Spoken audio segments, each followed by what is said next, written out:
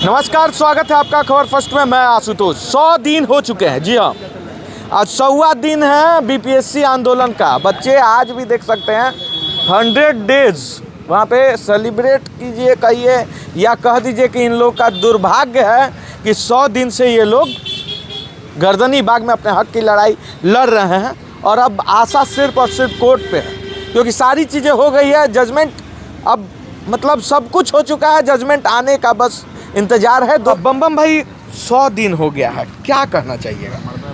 क्या कहें, कोर्ट का जो फैसला आएगा उसी के इंतज़ार में हम लोग आज बैठे हुए हैं। और बिहार सरकार तो हमारी बात सुनी नहीं। जज साहब के ऊपर हम लोग अब वेट कर रहे हैं, इंतज़ार कर रहे हैं।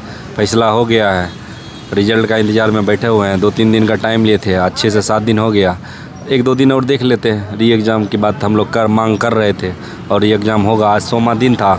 हम लोग सब भाई यहीं पे गर्दनी बाग में आज 100 दिन से लगातार बैठे हुए हैं। जैसे 18 तारीख के थे, आज भी उसी तरह से हम लोग एकजुट होकर री एग्ज़ाम मांग लेके गर्दनी बाग डटे हुए हैं। 100 दिन हो गया है और सरकार सुन नहीं रही है।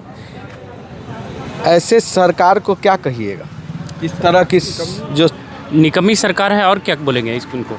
निकम्मी सरकार को चुनने वाला कितना बड़ा निकम्मा है, क्योंकि चुना तो गया है जनता के द्वारा ना, हमारे पूर्वजों के द्वारा ना, हमारे गार्जियन के द्वारा ना। उनको क्या बोलिए? जो हो गया तो गलतियां तो हो ही गई, लेकिन आने वाले ये जो युवा है इनको मैं कहना चाहूँगा कि अभी आप सोच समझ के नेक्स्ट चुनाव आने वाला है, उन युवाओं को कहेंगे कि उस चुनाव में आप लोग मतलब देखना है कि अगर ये युवाओं को सड़क पे लाया है तो इन नेताओं को भी सड़क पे लाना है। अच्छी तरीके से इस चुनाव में बताना है, अच्छी तरीके से बताना है। इसका सारा क्या बोलिएगा भाई? भुगतना पड़ेगा। तो बिल्कुल सही बोले हैं आप। देखिए कि विधायिका के पास हम लोग गए, अभी आपने देखा होगा कि एमपी लोग का जब सैलरी बढ़ाना था सब लोग मिलकर बढ़ा लिया। अभी से नहीं बढ़ाए, 3 साल पीछे से, 1 अप्रैल 2023 से। हम लोग का 100 दिन हो गया। ये तो दुर्भाग्य है ना, बिहार का दुर्भाग्य है, उस युवाओं का दुर्भाग्य है। तो ऐसा नहीं है आप जो पूछे कि सरकार चुने, यही सरकार को सुशासन बाबू हम लोग कहा करते थे, मगर अब नहीं, क्योंकि 67th में 2 घंटा के अंदर इन्होंने कैंसिल कर दिया था एग्जाम। थोड़ी सी सुनी गड़बड़ी, इसमें तो पूरा गड़बड़ी ही भरा हुआ है साहब एग्जाम के पहले से, फिर भी कुछ नहीं। बहुत बड़ा बात इन्होंने कहा कि जब अपना पैसा बढ़ाना होता है, तनख्वाह बढ़ाना होता है, तो सब मिली भगत करके बढ़ा लेते हैं, लेकिन जब बच्चों के हक की बात आती है, सच में जब युवाओं के हक की बात आती है, तो नीतीश बाबू कांपने लगते हैं। बीजेपी का वो जो मंच से जो दहाड़ने वाला आवाज़ है, उसमें लगता है फेविक्विक लग जाता है, बोल नहीं पाते हैं, क्योंकि जब हक की बात करने की आती है तो शायद वो मंच तक ही वो आवाज़ रहता है, कभी हकीकत में तब्दील नहीं होता। क्या कहिएगा?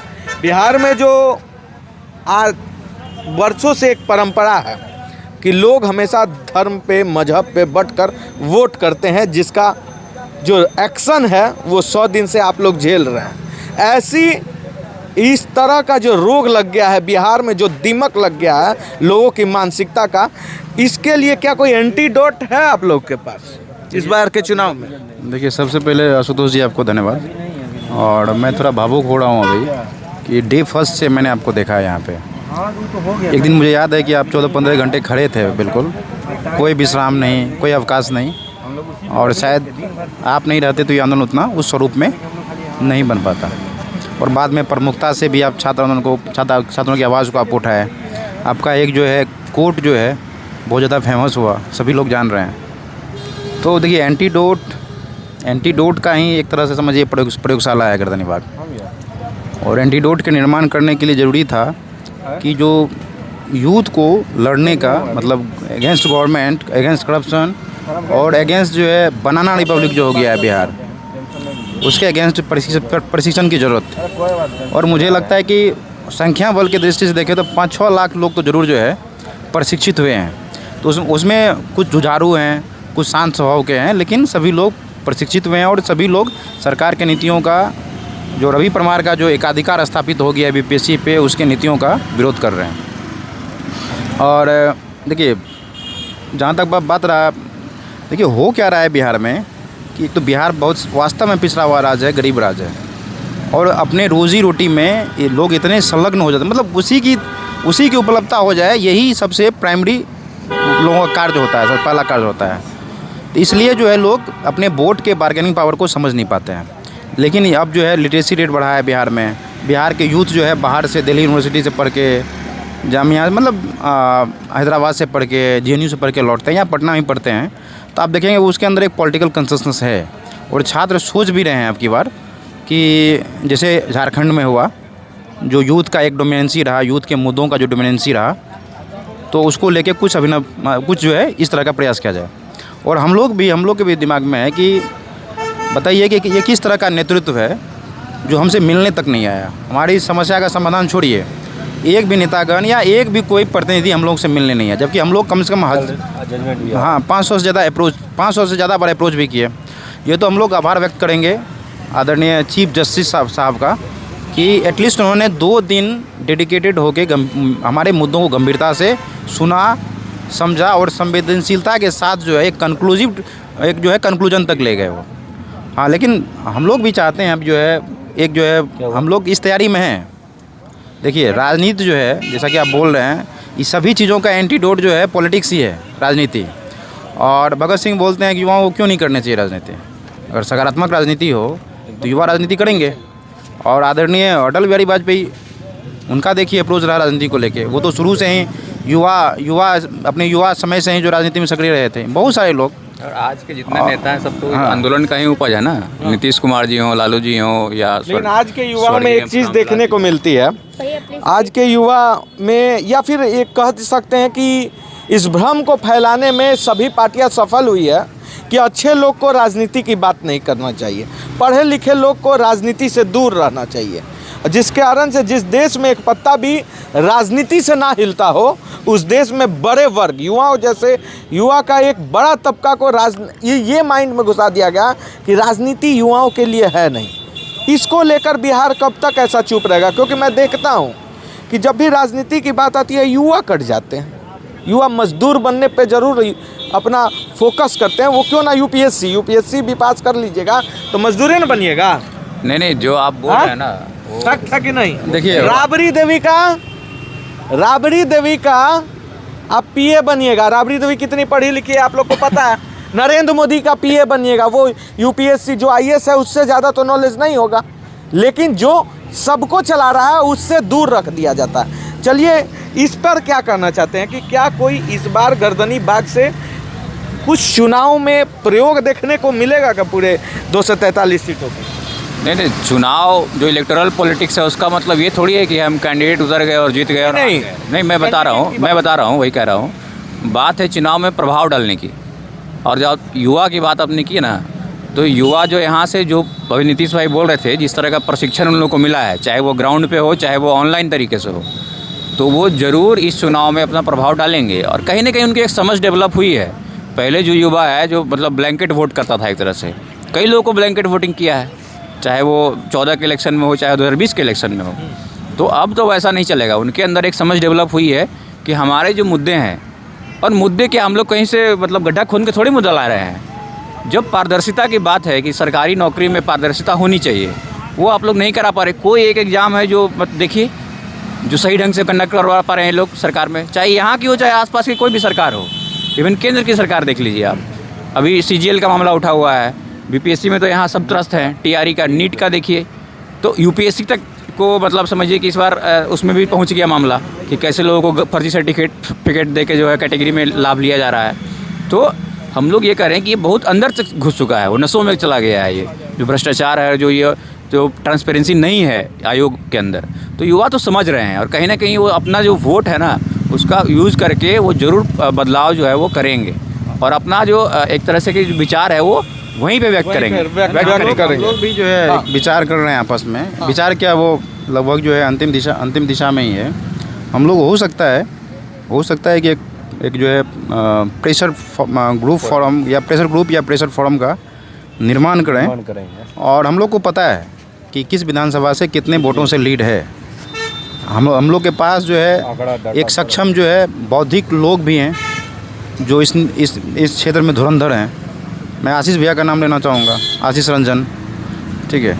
तो अगर इस तरह का बात हम लोग पार्टी वार्टी में नहीं जाएंगे कि देखिए इलेक्टोरल पॉलिटिक्स में मतलब विधानसभा ही जो है या सदन ही हर एक समस्याओं का समाधान नहीं है।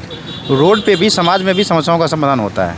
वहीं अगर फ़िल्टर लग जाए तब समाज में ही अगर लोग जो है ये देख के देना शुरू कर दे कि हमारे बच्चों के हित के बारे में कौन सोच रहा है, हमारे बच्चों के अधिकारों के हित के बारे में कौन सोच रहा है, अगर वहीं फ़िल्टर हो जाए वोट तब। बहुत बड़ा बात आपने कह दिया, बहुत बड़ा बात है। चलिए हमारे साथ अभी अमन भाई से भी हम बात करेंगे, लेकिन आप कुछ कविता के माध्यम से कुछ सरकार को संदेश देना चाहते हैं या अपने भाइयों को कुछ संदेश देना चाहते देखिए, लगातार हम अपनी बात को कविता के माध्यम से लिखा है और आज भी वही कविता के माध्यम से सुनाता हूँ। निकल पड़े थे महीनों पहले, आज भी चल रहे, हम हक के लिए लड़ रहे और हक से चल पड़े। मैं झूठ नहीं बोलता, वो झूठ बोल रहे, सरकार में बैठे हुए वो मुझे ठग रहे। हम सोचने लगे कि यार चल पड़े क्या, फिर सोचने लगे कि चल पड़े तो चल पड़े। मेरा छूट गया है प्यार इस आंदोलन के चक्कर में, हम सोच रहे हैं कि हाय पर मार को लगे। तो बहुत सारी चीज़ें हैं जो हमने रचनाएं लिखी है और एक रचनाएं हैं जो मैं आपको सुनाता हूं क्योंकि बहुत बड़ा बड़ा है। मेरे अंदर भी वही गम है, सभी भाइयों के लिए लिखा है, जो तेरे अंदर भी बहता है। इस गम की गर्मी से सरकार भी जलता है। महीनों से हम भटक रहे हैं, महीनों से हम भटक रहे हैं और करते हैं फरियाद। ये आयोग है या कोई चोर, तुम ही बताओ नीतीश कुमार। ये आयोग है या कोई चोर, तुम ही बताओ नीतीश कुमार। और जिनको जिनको लाठियों का डर लगता था उनके लिए भी लिखा है, जहाँ से लाठियाँ आए वहीं सीना अड़ा देना। वो वाटर कैनन जब चलाए तो उसमें कुंभ नहा लेना। मगर डरना नहीं उन चोरों से, ये वीरों की धरती है। तुम्हें वीरों की कसम है कि उसकी लाज बचा देना। मेरे अंदर भी वही गम है, जो तेरे अंदर भी बहता है। बहुत खूब, बहुत खूब, बहुत अच्छा आपने कहा। अमन भाई कुछ बताने वाले थे आप? जी, मैं ये बताने वाला था कि आज पटना हाई कोर्ट के साइट पर अब जाएंगे तो कल निर्णय आने का डेट फिक्स हो गया है और जो है कल निर्णय आ रहा है। आप चेक कर लीजिए, पटना के साइट पर दे दिया गया है और जिन व्यक्तियों को नहीं पता है वो जाकर के साइट पे देख ले। कल जो है जज साहब पूरी तरीके से सारे केस के विवरण कम्युनिकेट करते हुए 1 नंबर में दिया हुआ है, आप देख लेंगे। और कम्युनिकेट करते हुए कल जो है 2:15 बजे तक जज साहब जजमेंट देंगे। तो ये बहुत लेटेस्ट न्यूज़ है और कल हमारे लिए 101वां दिन है साहब, शुभ दिन है और शुभ दिन पर निर्णय री एग्ज़ाम आने जा रहा है। मैं बस ये कहना चाहता हूँ, जब कल निर्णय आएगा तो सत्ता में बैठे सत्ताधीशों को, आयोग में बैठे चोरों को और जो हमें कहते थे नॉन सीरियस उपद्रवी, उनके गाल पर एक तमाचा होगा। और मैं आपके चैनल के माध्यम से हाथ जोड़ के विनती करता हूं आशुतोष जी को, जो चीफ़ जस्टिस साहब हैं, उनसे कहता हूं कि साहब हमें किसी धन दौलत की आवश्यकता नहीं, हम बच्चों को सिर्फ 100 दिन के कुर्बानियों के, हमारे संघर्षों का बस हिसाब दे दीजिए, हमें न्याय दे दीजिए, हमें न्याय दे दीजिए साहब, पुनः हम किताबों की दुनिया में लौट सके। अगर न्याय नहीं मिला साहब तो इन सत्ता में बैठे सत्ताधीशों को मैं आपके चैनल के माध्यम से कहना चाहता हूं, 6 महीने बाद बिहार के विधानसभा का चुनाव है। आशुतोष भाई, गर्दनी बाग में 100 दिन में हमने सिर्फ ये नहीं देखा कि सिर्फ हम बैठे हुए हैं, समाज के हर तबके का लोग यहाँ आया, चाहे वो मुस्लिम समाज का हो, हिंदू समाज का हो, चाहे आप छात्रों की बात कर लूँ तो BPSC 3.0 TRE सप्लीमेंट्री रिज़ल्ट वाले हो, रसोईया बहन हो, प्रोफेसर हो, यहाँ तक कि मैं बात करूँ किसान का महाजुटान हुआ था, किसान हो, पुलिस वाले भी मजदूर हो, पुलिस वाले जो शासन प्रशासन में वो लोग भी आए थे।